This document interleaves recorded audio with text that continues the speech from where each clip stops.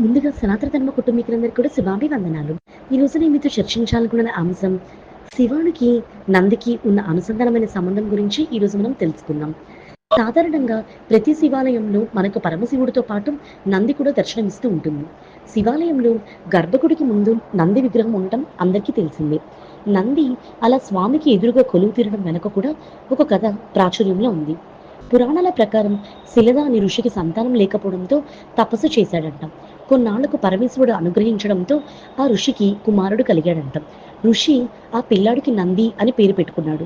చిన్నతనంలోని సకల కళల్లో ప్రావీణ్యం పొందిన నందిని చూసి తండ్రి మురిసిపోయేవాడు.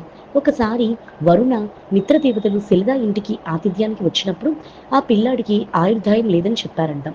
శిలద ఇదే విషయాన్ని కుమారుడికి చెప్పడంతో తండ్రి పాదం చూడలేక నంది శివుని కోసం తపస్సు చేయడం మొదలుపెట్టాడు. స్వామి స్వరూపాన్ని చూసి తన్మయుడైన నంది తనకు ఆయుష్ ఇవ్వమని కాకుండా ఎల్లప్పుడూ పరమేశ్వరుడితో ఉండేలా వరం ఇవ్వమంటూ సాక్షాత్తు ఆ పరమశివుణ్ణి వేడుకున్నాడు. అలా శివుడు తన కోసం మెచ్చి ప్రత్యక్షమైనప్పుడు శివుడు నందికి ఇలా వరమిస్తాడు. శివుడు తన దగ్గర ఉన్నటువంటి ఎద్దు రూపాన్ని అతడికి ఇచ్చి తనతోనే అనుక్షణం ఉండమంటూ దీవించాడంట. అప్పటి నుంచి స్వామికి ఎదురుగా నంది విగ్రహం ఉంటుందని మన పురాణ కథ.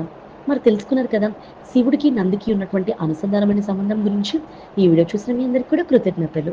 ముందుగా సనాతన ధర్మ కుటుంబీకులందరికీ కూడా శుభాభివందనాలు. ఈ రోజు నేను మీతో చర్చించాలనుకున్న అంశం